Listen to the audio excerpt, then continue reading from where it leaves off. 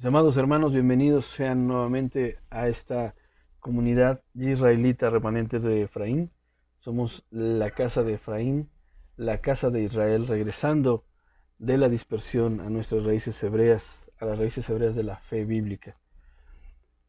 Sean bienvenidos a esta primera entrega de esta nueva serie que estamos llevando a cabo, titulada Fuego Extraño. En esta serie vamos a ver algunos aspectos importantes acerca de la adoración al Eterno y cómo es que los pecados, las blasfemias y las herejías más grandes que se pueden cometer desde un púlpito, desde algún lugar de predicación o de enseñanza, están sustentados y están levantados en la falsa adoración. La falsa adoración ha llevado a la iglesia al punto en el que está hoy en día. Sabemos que no es culpa del pueblo, es culpa de los líderes que no han sabido guiar, que no han sido bíblicos en sus enseñanzas. Y es precisamente lo que vamos a ver en esta serie. Cómo identificar la verdadera adoración y la falsa adoración al Eterno. Para comenzar el recorrido sobre esta serie, a lo largo de los temas que vamos a estar tratando, nos va a acompañar un versículo, el versículo más conocido de las Escrituras en cuanto a la adoración al Eterno. Vamos a ver en algunas versiones, las más comunes, cómo es que nos invita la misma Escritura a adorar al Eterno. Vamos a ver el versículo que está en Juan, capítulo 4, versículo 24, y así es como lo traduce la Nueva Traducción Viviente. Pues Dios es espíritu, y por eso todos los que lo adoran deben hacerlo en espíritu y en verdad. Y casi todas las escrituras, casi todas las traducciones que tenemos comercialmente hablando, traducen el mismo versículo de la misma manera. Pero vamos a ver el código real, que es una versión, es una traducción que utiliza el pueblo judío mesiánico, para ver cómo dice en esa versión.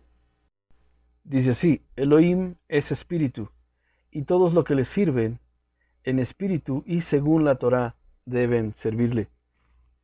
Y es justamente esta traducción la cual representa la esencia verdadera de lo que este pasaje nos dice. En espíritu y en la verdad. La verdad es la Torá, la palabra del Eterno. Y es así como vamos a ir a través de la palabra, a través de la Biblia misma, tratando de aprender y tratando de encontrar cuál es la adoración corrupta y cuál es la adoración verdadera. En esta primera entrega, en este primer estudio que vamos a tener, vamos a ver a un personaje que tal vez no parezca mucho significativo dentro de lo que es el estudio de la adoración, ya que su participación en la Biblia, en la historia bíblica, a pesar de ser muy corta, muy breve, realmente el trasfondo de lo que nos enseña es verdaderamente profundo. Y nos referimos a Abel, el hijo de Adán y de Eva, el cual fue asesinado por su hermano Caín. Vamos a ver a estos dos personajes, porque estos dos personajes representan la falsa adoración y la verdadera adoración. Vamos a ir a Génesis capítulo 4. Génesis en el capítulo 4. Y vamos a leer los versículos del 3 al 5 para ver qué es lo que nos están enseñando este par de muchachos, este par de jóvenes, los cuales nos tienen algo que enseñar esta noche. Génesis capítulo 4, versículo 3 al 5 dice así: Al llegar el tiempo de la cosecha, Caín presentó algunos de los cultivos como ofrenda para el Señor. Abel también presentó una ofrenda, lo mejor de las primeras crías de los corderos de su rebaño. El Señor aceptó a Abel y su ofrenda, pero no aceptó a Caín ni su ofrenda. Esto hizo que Caín se enojara mucho y se viera decaído. En estos solos versículos podemos encontrar una de las verdades más profundas que nosotros debemos de conocer acerca de la verdadera adoración al Señor. Y para eso vamos a ver una definición de la palabra adoración que también nos va a estar acompañando a lo largo de todo este estudio. Esta definición de la palabra adoración o lo de lo que es la adoración es la siguiente. El creyente debe de hacer de la oración una forma de vida, en su trabajo, en el hogar, en su entretenimiento, dado que la adoración es la actitud o la intención interna del alma del ser humano para con el Creador. Implica la obediencia, el servicio, la rendición, el amor. Es decir, implica una forma de vida que permite tener comunión a través del Ruach HaKodesh, a través del espíritu de santificación con el Eterno. Este estilo de vida, la adoración, como bien lo acabamos de decir, implica la obediencia, el servicio y la rendición a los mandamientos del Eterno. Y vamos a encontrar en este pasaje que acabamos de leer justamente cualidades y características que van en contra y que van a favor de lo que acabamos de definir como adoración. Se pone en juego la obediencia, el servicio y la rendición al Eterno, la fidelidad a los preceptos y a los mandamientos que el Señor ha dado a su pueblo, a sus hijos. Lo primero que tenemos que notar en este pasaje que acabamos de leer acerca de Caín y Abel y sus ofrendas es la diferencia de las ofrendas que presentan. Caín presentó lo mejor de su cosecha. Abel fue el que presentó lo mejor de las primicias de sus corderos, mientras que Caín presentó algunos de sus cultivos como ofrenda. O sea, ni siquiera presentó lo mejor Caín. El que presentó lo mejor, el que presentó lo escogido para beneplácito del Eterno fue Abel. Vemos que Caín presentó lo que él quiso y presentó una ofrenda que no era la correcta. ¿Y cómo podemos saber que la ofrenda de Caín no era la correcta? Para eso tenemos que regresar a Génesis. Génesis 3, en el versículo 7 nos dice de la siguiente manera: en ese momento se les abrieron los ojos y de pronto sintieron vergüenza por su desnudez. Entonces cosieron hojas de higuera para cubrirse. Vemos que la reacción primaria de Adán y de Eva al descubrir que habían caído, que habían pecado y que ahora habían descubierto una forma incorrecta de estar delante del Señor, en sus propias fuerzas, en sus propios medios, utilizaron hojas de higuera para cubrirse, hojas de hierbas. Pero vamos a ver qué es lo que hace el Señor más adelante. En el versículo 21 del mismo pasaje de Génesis 3 nos dice de la siguiente manera la Escritura: y el Señor Dios hizo ropa de pieles de animales para Adán y su esposa. Se nos muestra el principio fundamental de la Escritura, o que la Escritura nos enseña acerca del pecado. La paga del pecado es la muerte, y sin derramamiento de sangre no hay perdón de pecados. Es la verdad general de la Escritura que inclusive el mismo apóstol Pablo nos enseña en el libro de Romanos. El Creador mismo le está enseñando a Adán, diciéndole: no, lo que tú hiciste no puede ser correcto, porque tú no puedes cubrir por ti mismo tu pecado. Te voy a enseñar cómo se cubre el pecado, y eso es con un sacrificio. Y el Señor tuvo que sacrificar animales para poder utilizar la piel, para poder cubrir el pecado de su esposa y de él mismo, de Adán. Por lo tanto, aquí vemos el primer sacrificio expiatorio, y eso fue a manos del Creador para poder cubrir el pecado de Adán y de su esposa. Ellos no podían hacer nada por ellos mismos para poder cubrir su pecado. Tuvieron que ser asistidos y tuvieron que ser enseñados al respecto. Adán aquí entendió la verdad bíblica más importante. La paga del pecado es la muerte. Adán tuvo que ver morir 2 animales para que su pecado fuera cubierto correctamente.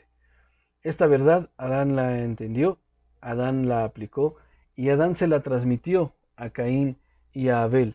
Es por eso que los 2 jóvenes sabían que había un tiempo determinado para venir a ofrecer un sacrificio delante del Eterno, una ofrenda de expiación delante del Eterno.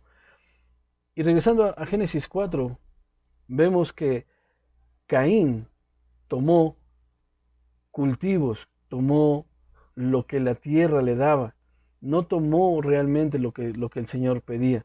Y es por eso que la ofrenda de Caín era una ofrenda no aceptada delante del Eterno. Y Abel, que no solamente trajo lo que era correcto, lo que eran 2 animales para el sacrificio, sino que también trajo lo mejor de esos animales, escogió lo mejor de esos animales para dárselo al Eterno y no guardárselo para él. Él se despojó de lo mejor que tuvieron sus ganados y lo enseñó, lo trajo y lo ofreció al Eterno. Eso nos enseña una de las verdades bíblicas más importantes. No podemos adorar, no podemos sacrificarle al Eterno lo que nosotros querramos. Esto nos enseña que la adoración no está basada en nuestra perspectiva, la adoración no está basada en nuestra subjetividad, la adoración no es relativa, la adoración debe de ser absoluta, pero debe de ser absoluta en el sentido de lo que el Señor establece para que nosotros podamos acercarnos dignamente y libremente delante de su presencia.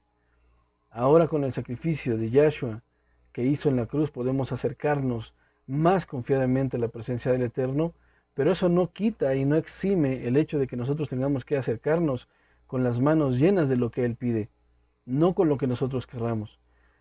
Caín presentó una ofrenda de su propia voluntad, de su propio pensamiento, de su propio criterio, algo que el Señor jamás autorizó que se sacrificara, algo que el Señor pidió que se presentara delante de Él. Mientras tanto vemos que Abel simboliza y representa a los verdaderos adoradores, aquellos que vienen con sus manos llenas de lo que el Señor pidió, de lo que el Señor ha ordenado, de lo que el Señor ya dejó establecido para que nosotros pudiéramos presentarnos delante de Él. Vamos a ver cuál fue la reacción de Caín ante el desprecio del Eterno por su ofrenda. Versículo 7 de Génesis 4 dice así. Vamos a leer desde el versículo 6 para entrar en el contexto. Pero no aceptó a Caín ni su ofrenda. Esto hizo que Caín se enojara mucho y se viera decaído. ¿Por qué estás enojado?, preguntó el Señor a Caín. ¿Por qué te ves tan decaído? Si serás aceptado si haces lo correcto, pero si te niegas a hacer lo correcto, entonces ten cuidado. El pecado está a la puerta y el acecho, y ansioso por controlarte, pero tú debes de dominarlo y ser su amo. Es decir, que nosotros, si hacemos lo correcto, si hacemos lo que el Señor pide, seremos aceptados. Pero si nosotros hacemos lo que nosotros queremos, si nosotros no venimos haciendo lo que es correcto delante del Eterno, el pecado podrá apoderarse de nosotros. Y es lo que ha pasado en las asambleas, en las congregaciones de estos últimos tiempos. El pecado se ha hecho presente por causa de la falsa adoración hacia el Eterno. Vamos a ir hasta el libro de Hebreos.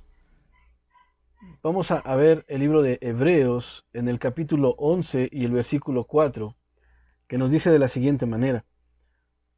Por fe, Abel presentó a Dios una ofrenda mejor que Caín, por medio de la cual recibió aprobación de que era justo, dando Dios testimonio de su ofrenda y habiendo muerto, aún habla por medio de ella. En ese momento, la fe de Abel, ¿en qué estaba colocada? Nuestra fe sabemos que en estos días está colocada en Yahshua HaMashiach, que es por medio de quien podemos presentarnos delante del Eterno limpios y justos para poder presentar adoración, para poder presentar nuestras ofrendas. Pero en el tiempo de Abel no había todavía esta oportunidad, ellos todavía no tenían al Mesías entre ellos todavía no tenían al Mesías como el mediador entre ellos y Elohim. ¿Y cómo es que entonces dice la Escritura que por la fe Abel presentó a Dios una ofrenda mejor que la de su hermano Caín? Es muy simple y es muy fácil. La palabra emuná, que es la palabra que se traduce por fe, significa obediencia, significa compromiso, fidelidad, significa compromiso. Y es justamente esto lo que aprendió de parte de Adán, lo que le enseñó después de la caída. Si tú eres obediente, si tú eres fiel, si tú eres leal a lo que el Señor ha establecido, el Señor te va a bendecir. Abel caminó en esta dirección, Abel caminó sobre esa enseñanza que Adán su padre le transfirió. Caso contrario lo que hizo Caín. Caín no caminó en los estatutos ni en las enseñanzas de Adán. Y vemos por qué. Sabemos el contexto de la vida de Caín, sabemos el origen de Caín y sabemos por qué Caín no caminó delante del Eterno de una manera correcta, siguiendo sus estatutos, siguiendo los preceptos que él ya había establecido. Caín era un ser corrupto, era un ser corrompido en su genética, la cual no venía directamente de Adán, ni siquiera traía la simiente del Eterno en él, traía la simiente de la serpiente, traía la genética de la serpiente en su ser. Por eso Caín iba en contra, y la descendencia de Caín vemos que también fue en contra de la voluntad y los designios del Eterno, y empezaron a pecar. Pero por su parte, Abel, siendo hijo legítimo, hijo puro de Adán, vemos que él preservó estas enseñanzas y caminó en ellas obedientemente. Por eso caminó en fe. Fue fiel a lo que su padre Adán había enseñado. Y aún, dice Hebreos, que aún cuando murió, aún después de que Caín lo mató, la sangre de Abel sigue dando testimonio de su justicia, sigue dando testimonio de su fidelidad y su obediencia a la palabra del Eterno. El escritor George Crutin observa lo siguiente y dice así: no fue la experiencia personal de Abel lo que contempló Dios al contar lo justo, sino la excelencia del sacrificio que trajo y su fe. Y fue la fe de Abel y no tanto su ofrenda, y fue por medio de esa fe que él dio testimonio a todas las generaciones futuras de que una persona viene al Eterno por fe para recibir su justicia. Fue justo gracias a su fe, la cual demostró en obediencia al requisito específico del Eterno en cuanto al sacrificio. Abel fue considerado por Dios justo porque él creyó y se mantuvo obediente al mandamiento. Hoy en día estamos viendo una creciente ola de la fe del humanismo. ¿Qué quiere decir la fe del humanismo? Supone que no se necesitan sacrificios para venir delante del Eterno, que ya nosotros podemos presentarnos delante de él libremente sin la necesidad de una obediencia total. Y es también llamada la fe del orgullo y la presunción, haciéndole creer a la gente que puede acercarse delante del Eterno con las manos llenas, pero de lo que ellos quieran, y no de lo que el Eterno esté pidiendo. A estos cainitas actuales, a estos modernos cainitas, se les olvida que las ofrendas sin sangre de los hombres que se autojustifican, el esfuerzo de las manos humanas y los logros de la cultura humana no compran el acceso ni el favor del Eterno. Podemos determinar que Abel fue asesinado por Caín porque la arrogancia, el orgullo y la presunción aborrecen la obediencia que nos lleva a la gracia. El hombre que busca mantener su propia justicia aborrece la verdad de que no se puede salvar por sí mismo y que se ha de acoger al amor y a la misericordia del Eterno. Y eso es justamente lo que mucha gente está haciendo hoy en día. Está acercándose a los altares diciendo: yo creo, yo pienso, yo siento que de esta manera se puede agradar el Señor a favor mío. Pero lo que no se dan cuenta es que lo único que están haciendo es autojustificarse, autocomplacerse. Se están sintiendo bien con ellos mismos de la manera en la que están adorando al Eterno, pero no están respetando la forma que el Eterno está pidiendo que se les sea adorado. Los cainanes o los cainitas actuales o modernos no se dan cuenta de una cosa: en la obediencia no debe haber conveniencia, porque si no ya no es obediencia, sino es conveniencia. Parece un trabalenguas, pero es una de las verdades importantes que tenemos que tener en cuenta. No podemos adorar al Eterno conforme a nosotros querramos, sino conforme a lo que Él ha pedido. Esto lo vamos a seguir observando a lo largo de este estudio, conforme vayamos caminando más y más, adentrándonos en las verdades escriturales. El Señor nunca nos ha dado la libertad de buscarlo como nosotros queramos, sino como Él lo ha establecido. El Señor tiene días específicos, el Señor tiene mandamientos específicos y el Señor tiene formas específicas en las cuales nosotros tenemos que venir a Él y no nosotros conforme a nuestras propias ideas, ni conforme a nuestros propios deseos, ni conforme a lo que nos haga sentir bien a nosotros mismos, sino que a pesar de que no nos haga sentir bien a nosotros mismos, tenemos que obedecer la palabra del Eterno. Es por eso que el versículo clave que nos va a acompañar a lo largo de este estudio, a lo largo de esta serie, nos lo dice claramente. Los verdaderos adoradores tenemos que adorarlo en espíritu y en verdad. Tenemos que adorarlo con el Espíritu, guiados por el Espíritu del Ruach de santificación, lo que se conoce como el Espíritu Santo, pero también debemos de adorarlo en la verdad. Y la verdad es la Torá, es la palabra del Eterno, es decir, conforme a lo que está establecido por parte del Eterno, nosotros tenemos que hacer nuestra adoración. Si nosotros queremos hacer una adoración subjetiva, una adoración relativa, una adoración basada en el yo creo, yo siento, yo pienso, estamos ofreciendo una adoración falsa, la cual está fuera de las intenciones del Eterno y es una adoración que estás dirigiendo por tu propia cuenta y no como el Eterno la está pidiendo. Vamos a poner un ejemplo muy simple acerca de esto. En tu trabajo, cuando a ti te dan una orden de hacer o realizar una cierta actividad en tu trabajo, tienes que hacerla tal cual se está estableciendo, ya que si lo haces de otra manera, la producción puede salir mal y puede haber un confrontamiento de reclamo por parte del cliente final. Las amas de casa, las hermanas que se dedican al hogar y que están en la cocina, ellas pueden entender un poco mejor esta situación de seguir las instrucciones. Generalmente el ser humano tiende a comprar algún producto en alguna tienda y desechar el manual o tirar el instructivo o ni siquiera leerlo, sino que sacan el producto y lo empiezan a manejar sin haber leído las instrucciones de uso y cuando el aparato se descompone le echamos la culpa al producto o le echamos la culpa al proveedor, diciendo que su producto está defectuoso. Pero nosotros fuimos los que no supimos cómo utilizar el producto ya que no leímos el instructivo. Me refería a las hermanas, a las damas que están en casa, a las mujeres que están en casa. En cuanto a el hecho de que ellas saben el problema de no seguir una instrucción cuando están preparando un platillo. Hay recetas que llevan ciertos ingredientes y en ciertas cantidades.